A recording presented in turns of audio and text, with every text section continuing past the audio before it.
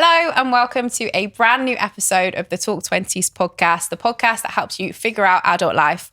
Before we dive into today's episode, make sure you hit that subscribe or follow button. It helps us so much, more than you could ever know, so make sure you do.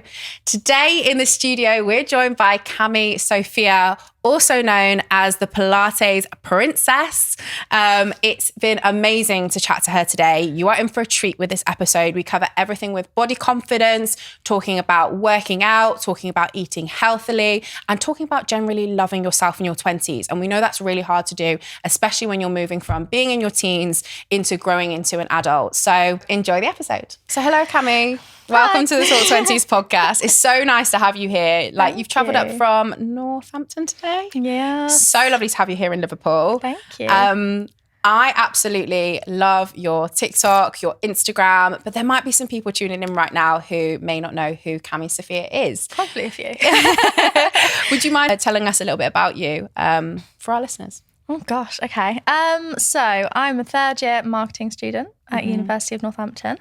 I have a podcast called With Intention, which is all about body confidence, finding yourself and being the best version of yourself that you can possibly be.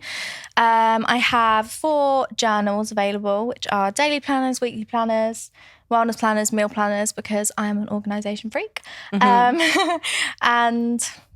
Oh gosh, I don't know what else. I like Pilates. If you look at my content, then you would definitely know that. But yeah, I'm just kind of focused on helping girls love themselves for who they are rather than trying to achieve some aesthetic goal that's been created from a celebrity on social media. And I think this is such an important conversation to have on the Talk 20s podcast, because so many people will be going through it at this kind of age. It's kind of when you're growing from your teenage, selves and your body, and you're really stepping into the identity of who you are. So I know a lot of your following are in their early 20s and you're only 20 yourself, which blows my mind, because you have such although you don't look any older than 20, I don't want to literally offend you, but you're so the way you think about things is you're so wise. I think the stuff that you put out there, I'm like, oh my God, this took me until I was 27 to learn most of this stuff. So I think our listeners are going to absolutely love today's episode. Thank you. Like I said, I'm in my grandma era. So. I love that. So as well as all the amazing things, the podcast and everything like that, you've grown following really quick on social media. Very quickly. Yeah. So you're sitting at 100k followers on Instagram and TikTok as well now? TikTok, I'm almost at 500. That's insane. So what made you get into that, and why do you think your content has literally just blown up in the past 6 months? I think it's because for me, when I was watching TikTok, especially when I was looking at fitness influencers, it was all I felt a lot of pressure. I felt a lot of pressure to be right, well, I need to do 10 reps. Otherwise, I'm not doing good enough. I'm not going to get to where I want to be because I've not reached this thing that someone else has given, when they don't know what I'm capable of, where I am in my fitness journey.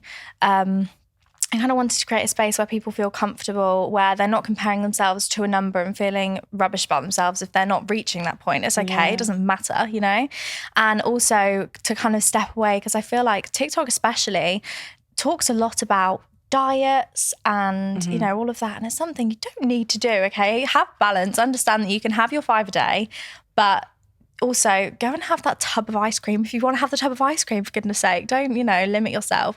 I've got 2 younger sisters, and I think seeing them grow up, one's 12, one's 16. So it's I want to make sure that they're not looking, especially because social media is such a big thing now, in comparison to where I was. I didn't even get Instagram properly until I'd finished year 11. So I must have been 16. Wow. So obviously, whereas my sister, she's had Instagram since she was probably 13. Yeah. And I think it's really hard to limit what you're seeing on there, because there's so many things out there that you have access to. So it's just really important to make sure that you're understanding that the things you see on social media are not always real. There's lots of editing, there's lots of spots and, all of that's been edited out. So it's just important to remember that social media is not real. You shouldn't be comparing yourself to someone on a screen, And I think that's the kind of space I wanted to create, was somewhere where you could go and you don't feel pressured to look a certain way. You don't feel pressured to eat a certain way. And if you've eaten badly, you feel crap about yourself for the rest of the day. It shouldn't be like that. Enjoy life. I think just feeling good in yourself is the most important thing, no matter what you look like. And I think it really is like big sister vibes, this episode, because I think the messages that you put out there, how refreshing, because say, you know, someone is in that mindset, which is completely, totally normal. You had some ice cream, or you've had something for dinner that is, people eat every single day. Imagine if you start scrolling on Instagram and all you're being fed is content that is like, count your calories this and look like this. Like, that's going to feel really isolating, and it's going to make you feel rubbish. Whereas I think your content pretty much does the opposite. It talks about the balance that, you know, that and life, because life is not like what we see on Instagram, is it? Exactly. Oh, completely no. Like, some of the things you see, like, I know some of my friends that are filming their morning routines, it'll be at 3 p.m. in the afternoon. They would have already done half of their day. Yeah. You know, it's not real. You wouldn't know that from social media. No. And it's just really important to understand that what you see isn't always what it is. Mm-hmm. No, and I think what I love about your content is, obviously you post a lot about Pilates. What drew you to Pilates in the first place? Like, what made you love it? Because you describe yourself as a Pilates lover, not a teacher, right? Yes. Yeah. Purely because I'm in the process of getting certified, but I'm not certified yet. Yeah. So I don't want to call myself a teacher. Yeah. But what I show and portray in my content is what's helped for me, what's worked for me. So I was weightlifting. I still do a bit. I was weightlifting for probably 3 years. And then I started falling out of love with it. I'd torn a ligament on my leg, so I couldn't really lift anymore, particularly. And I'm like a really basic girl. I don't like upper body day. So it was leg day or nothing. Leg day every day. And I started Pilates, and I just loved the way it felt. It was almost addicting, because you feel so good after. In the morning, you're not bloated, you feel more flexible. And I feel like I've actually gained more strength in my arms from doing Pilates strength training on my arms without any weights, just from body weight in comparison to, you know, chest press or whatever it is. Obviously, there will be someone out there going, oh, that's not true. But for me personally, I think it really helped me. I think it's helped my digestion, my flexibility. It's just your mental health in general. But there's so many positive effects. And I think there's a big confusion of people saying Pilates is just like yoga. It's not. And if you go into it thinking that, you will be completely humbled, because it's really hard. Like, really hard. And so what is the difference for anyone thinking, oh, I did just think Pilates was yoga? Yoga's a lot slower, and it's more stretching, kind of helping you recover. Whereas Pilates is also for recovery, but it's very... I don't know how to explain it. If you did it, you'd get it.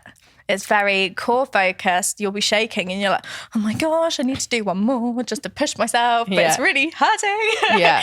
And you don't realise it hurts until you try it. And because the moves do just look easy. They just look really easy. But yeah, it's very beneficial for you. It's really good for you, and it's really enjoyable as well. I imagine it's good for the mind as well, because you're focusing so much on, you know, some areas of your body in particular at that moment in time. Like, I think that's the thing about going to the gym, is you really start to get like in tune with your body.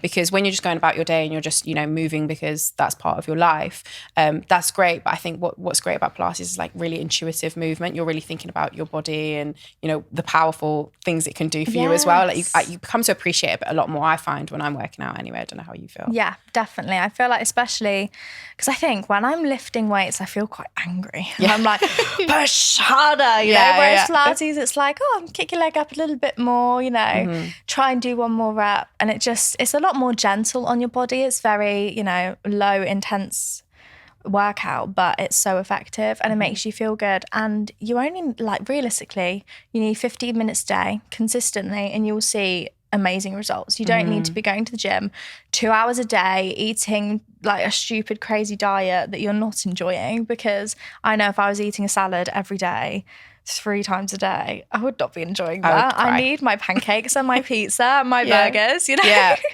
and totally. Donuts. And donuts. And donuts. To top it all off. Yeah, but it makes you feel so much better. And I feel like it's a positive movement, I think. It's definitely wellness. I think a lot of people will be thinking, like, I do enjoy exercise, but I really, really struggle to either A, fit it into my schedule, and B, stay motivated to keep on going. Yeah. What are your biggest tips when it comes to that? Set yourself a goal. So for me, maybe rather than just focusing on one thing of exercise. So when I damaged my ligament when I was doing weightlifting, I then began to kind of think, right, what else can I do? So this year, actually, one of my New Year's resolutions was to find a hobby that doesn't contribute to a goal. So for fitness, you're obviously trying to get fit. Yeah. For, university, you're trying to get your degree. So it's not really a hobby. Obviously, you might enjoy it, but you're still trying to get something out of it. So this year I started heel dancing, which is basically heel dancing. I've never heard of that. It's where you dance in high heels. And it's very like sensual. It just really gets you in your own groove. And honestly, it's helped so much with confidence because I'm not a dancer. Yeah. And I always make sure I'm at the back so I can't see myself in the mirror, because if I did, I wouldn't go again. Yeah. Because I'm not very So good you at go to class for that? Yeah. You know what I genuinely thought you meant when you said heel dancing? I thought it was dancing on like your heels, so you just dance with your toes up. Why did I think it was that? That would be the stupidest dance going. But it's good fun. Yeah, I imagine your heel dancing is a lot more sexy, cool, and all of those kinds of things. Yeah, but it's good because I feel like it's really good for kind of getting in your own, getting out of yourself almost, getting out of the embarrassment of it and just going, right, I'm just going to strut across this room in front of 30 people. They're freaking applauding me. They're cheering me on, and I really love the environment that it is. And that was a really nice way for me to push myself out of my comfort zone and be in a place where I'm not trying to be a heel dancer professionally. I'm not going to get anything out of it except for pure enjoyment and, feeling good in myself. I love that. I think you've inspired me. I wonder if there's any classes up around here. Yeah, Georgia and I were thinking about going to a dance class. So you've prompted us to actually book in that dance class. But it's so true. I think sometimes there's so many busy things going on in our life that sometimes we forget to just do something just for the fun of it. Yeah. And I think in our 20s, we put a lot of pressure on ourselves to go, I need to achieve X, Y, Z in this time. That means all the fun stuff just out the window. Or you use your fun stuff to kind of go out and have a drink with your friends or go for food or something like that. But which is great for your soul as well, which is brilliant, obviously. But sometimes you kind of like a class like that would really just, perk you up, and, whatever it is for you is super important. I love that. With the cost of living crisis in the UK, we're all feeling the pinch. That's why we've teamed up with our sponsors, Zopa Bank, to help our listeners understand their finances better. If you're worried about your financial situation, you may want to download the Zopa app and check out their borrowing power tool. It will give you a clear view of how Zopa see your financial health with a simple 1 to 10 rating, with 10 being that your financial health is in good shape. With this knowledge, you'll have a great understanding of your financial resilience. And if your score's not a 10, it will give you personalized tips on what you need to do to improve your score over time. Head to your app store and search Zopa. The other thing that I've seen you talk about a lot is really listening to your body. And I think that's a really important thing to learn how to do. What's been your journey with kind of listening to your body? So for me, I'm very right, I need to do this, and I need to do this. And I set really, really high goals for myself. And in the past, probably 8-9 months maybe, I've kind of said to myself, right, you're going to get burnt out, you're going to lose your motivation, you're not going to enjoy it. So if you're kind of a person that maybe works a 9 to 5 and you're constantly on, maybe you commute an hour a day, whatever it is, and you're constantly busy, maybe set yourself a target of having maybe one evening a week that you just focus on self-care. By self-care, that could literally be having a 10-minute longer shower or a bath, or even just lighting a candle and reading a chapter of a book, or just something that's just for you that you're going to enjoy to just let you recharge a little bit. Because I feel like, especially since I've turned 20, I feel like I've been so much more right, I need to do this and I need to do this. That's and the 20s for you. Yeah. It just hits you. Yeah, it really does. And no one even talks about it, do they? Well, we do on Talk 20s. Well, yeah. But everyone's always talking about when you're, 14 and you're going through puberty. Yeah. Your body's changing. Okay, no one told me about the fact that when I turned 20, I got terrible acne. My hair thinned so much. It was literally the 17th of August. My birthday is the 16th. 17th, I had acne. Hello, 20. Yeah, literally. I was like, oh, well, this has happened. And no one talks about it. No one talks about how much your body changes. And I think I've experienced more of a change there, and a more of a noticeable change since turning 20 than I did through puberty, because I feel like it's such a long thing. I think also that turning 20 often happens at the age when people are at university. So a lot of people go, oh, it's it's uni that did that to me, or it's like freshers, whatever. And they said, you know, my body's all changing and stuff like that. But I do think you're right. I do think it's like this period that, you know, you kind of are growing into like yourself. And it's like, no, this is, you know, maybe, you know, this is who I'm supposed to be. Maybe you kind of don't want the acne part of it, but like, you know, you're like, I'm growing into me now. Like this is like who I am. Exactly. And I know I've got friends and family who've kind of really struggled with that, because I think what we see on social media is like super, super skinny, almost like childlike bodies in some situations. And then you get really upset when you go, you know, I know some people have got really upset because they're like, I feel like I've filled out a little bit, like not even like put on weight, just I feel like that. And then they're beating themselves up about it. For someone that's in that mindset, like what would you kind of say? So here's a little story time. So this was probably June, and I'm actually writing a book, and I'm going to be talking about this situation in one of my chapters. And basically, I was feeling, it was a really hot day. It was like a classic England heat wave. So everyone's in shorts, and even though it's like 19 degrees outside, everyone's still in shorts and sunbathing as if there's like not still clouds in the sky. And I remember I was in like a full tracksuit, and I was just feeling like, oh, I just don't like the way I'm looking today. Really, I'm not feeling good in myself.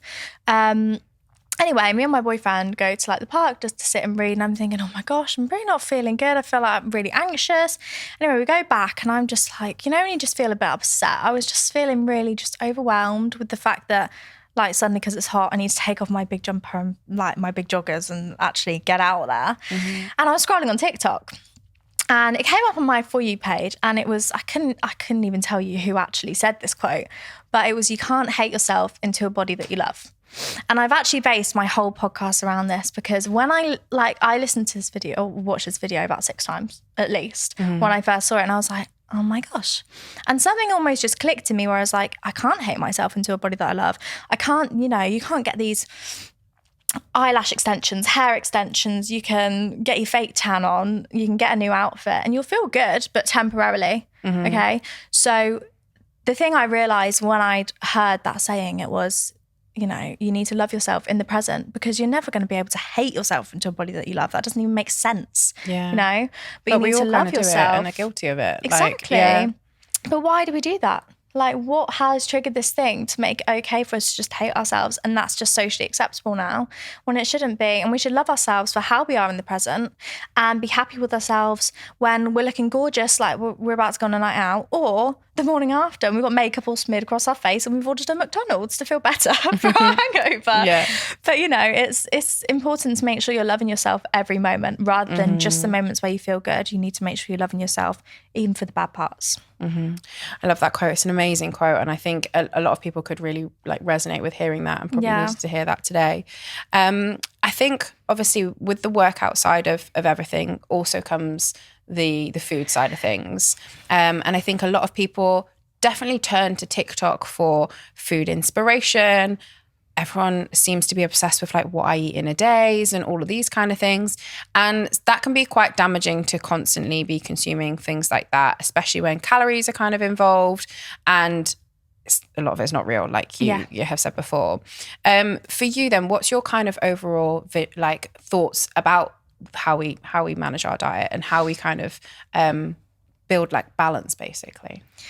Just make sure you're taking in the nutrients. So obviously, rather than labeling foods as good and bad, label them as, you know, they're just food, okay? Food is fuel, no matter what it is, okay? And just eat what you fancy.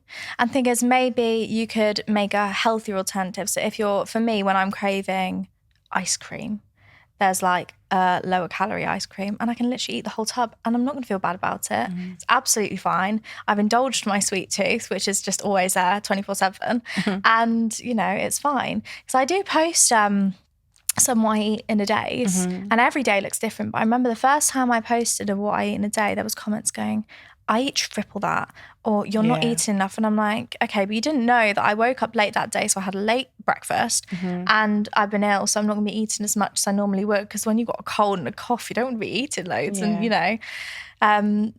But yeah, it's very interesting to see people's opinions on it. But I think just listen to your body, eat what makes you feel good, and eat till you're full. Don't judge on what your friends are doing. Like in sixth form, I remember the girls would be buying bags and bags of sweets. And I was sat there with a salad and I was thinking, oh, I'd love to be eating these sweets, but no, I need to lose weight. And I was 17. I did not need to lose weight. I was perfectly fine as I, you know? I wish looking back now, I wish I knew I was absolutely fine the way I was, rather than eating this horrible salad that was from a petrol station, for goodness sake. Like, it was not a nice salad. But I was eating that instead of the Tang Fast sticks that all the other girls were eating because I felt like I wanted to look like them. But I was perfectly fine the way I was. No, I think that's so true. And I think, you know, I think the other important thing is like food and fuel and stuff, like it looks different for everyone. Like what works for some people will have a completely different effect on their body than others. You know, we've all got those friends who have like insane metabolisms who literally you're like, oh my gosh, I literally can't believe you ate this, this, and this, and this, and this. And you still look the way you look, because I think all of our bodies are built differently and are, you know, and that's like important to learn. You could work out, everyone could do the same workouts every day, eat the same amount of food, the same diet, and we would all still look different. Exactly. That's something that's really important to remember.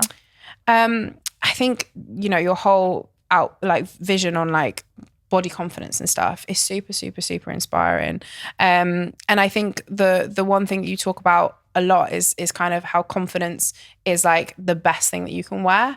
And I think that comes back to the dancing in heels and, you know, feeling confident in your body and what you're kind of fueling it with, how you're kind of moving it. What are your best tips for confidence? Fake it until you make it, honestly. I think when you start to, like, I talk about it a lot. There's a series I do on my podcast, which is called Becoming Her. Becoming Her for me is just becoming, you know, the person I really, really want to be. So, you know, the best version of yourself, not becoming, I don't know, Kylie Jenner, you know? I'm not comparing it to someone else. I'm thinking, right, well, how can I be a better person than I was yesterday?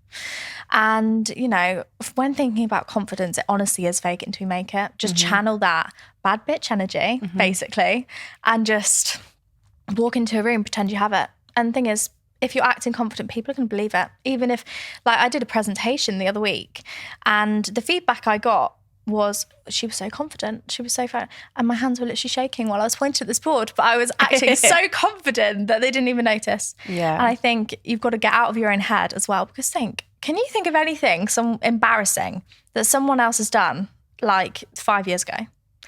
No. It's you that remembers all of this stuff, isn't it? It's you that keeps yourself up at night thinking about these things. I also think people are more worried about what's going on in their own lives than they are about what's going on in yours. Yeah, exactly. Realistically, people are selfish. They only care about themselves. So, it's true. You know, live your life the way you want to live it. Do what you want to do. Who cares what other people think? Who cares if you're temporarily embarrassed? Like, it really doesn't matter in the long term. Just do it. If you want to do it, just do it. Totally true. I think another part of your content is super inspirational as well, where you talk a lot about kind of, you know, you mentioned there becoming her, but kind of like manifesting things into your life that you have always really wanted. There's been a whole trend on TikTok that's like lucky girl syndrome, like, and I'm gonna like, I'll say this, lucky girl syndrome, and it will come true. You know, and I think there are definitely some truths in that. What's been your experience of kind of manifesting and kind of bringing things into your life that you kind of have always dreamt of? So every month when it's a new month, so I'm actually going to do this next week because it's a new month soon. I basically write out the goals I want to complete for this month. So whether that is reading a book, I don't know, hitting a certain amount of downloads or followers, whatever it is, or even just consistently doing a workout 4 times a week, whatever it is, I write down these goals. And I feel like when you're writing them down, you're consciously thinking, okay, what do I want to achieve? And you're writing them down. And I think rather than keeping it in your head, it's down there, you're seeing it, and you know, you've got it there. And I always say it's like you can manifest, okay? You can manifest, I want to be a millionaire. Yeah. And because you've said it out loud, it's suddenly going to happen. No, that's not how it works. It's not just going to suddenly happen. You've got to, you know, create a strategy. So when I say on my podcast, especially, I talk about writing your goals out at the start of the month, manifesting it, becoming her, getting your lucky girl syndrome. You've got to believe it's going to happen. Yeah.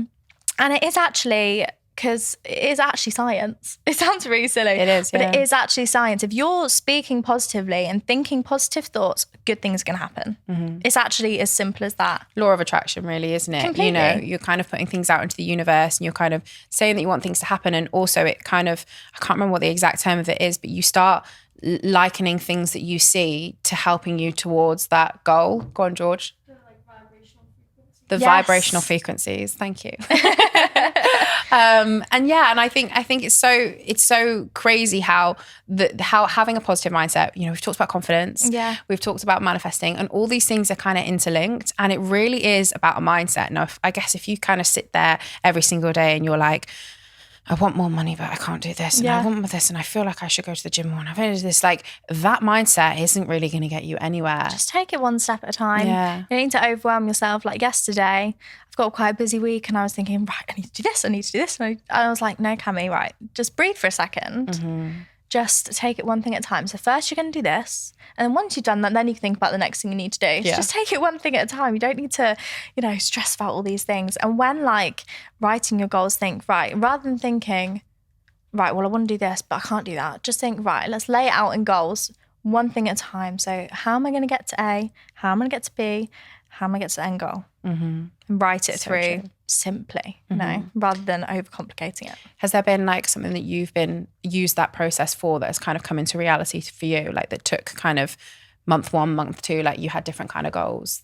I think even just my social media journey that I've had is definitely something that's happened through creating goals. Because thing is, like in June, one of my videos went viral and that's how it kind of started. I feel like a lot of people get that where a video will go viral and then they just stop posting. Hello, Gaby Mendes. That is you. I had a video go viral. And I have not really posted much since. So, it's because it's awkward, isn't it? You feel really like, oh my gosh, why have these people suddenly become aware of who I am? Yeah. I'm not going to post anything else now. I mean, I've posted like maybe 4 or 5 videos after, but that was like a month ago now. I could have definitely like kept up with the content. Yeah. What did you do in that? What should I be doing in that situation? Come on, tell me how it worked for you. Well, firstly, I know you shouldn't always look at comments, but look at comments, see what people want. So for me, I'm looking through and people are asking, what do you eat in a day? And I'm like, okay, I'm going to post that. But then I'll put a disclaimer, every day looks different in the caption. But so that's something people wanted. And then people want like YouTube videos from me with Pilates, but I'm like, I'm not doing that until I'm like, I've seen a few comments saying done. One of my friends is actually saying she thinks it's hilarious. She reads through my comments and she says that I really notice you reply to your comments, but you never respond to the question they're actually asking. You like beat around the bush.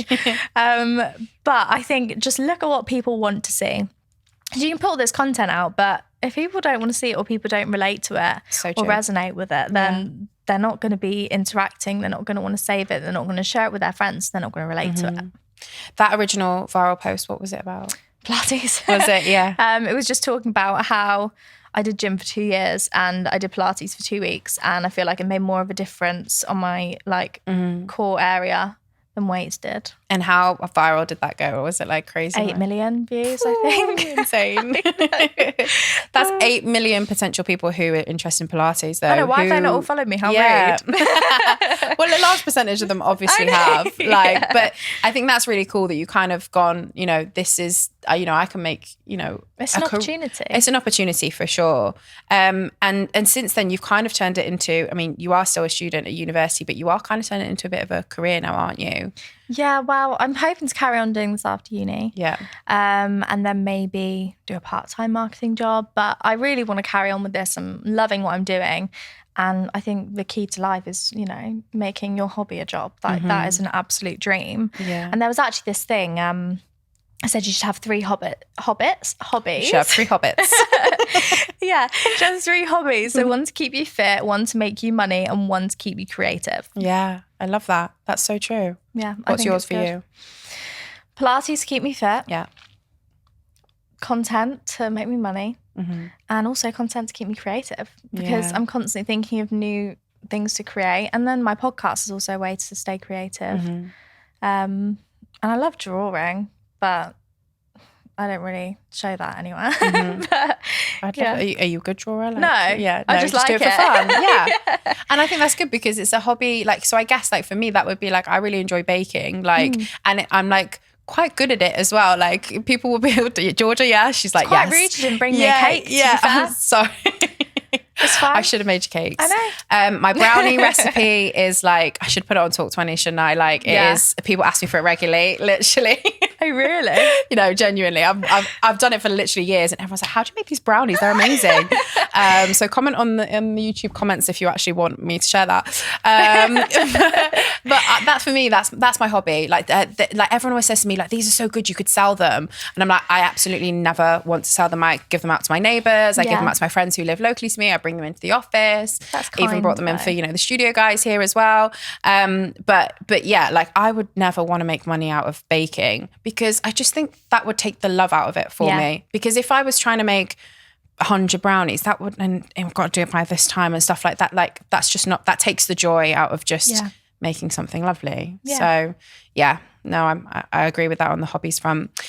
On Talk 20s, we love to talk about the things that don't go quite so well in our adult lives. No. Some things that we can maybe label as failures, fuck ups maybe, but things that we kind of are really glad that we kind of went through in a way because they are learning for us and, from every failure you learn something, right?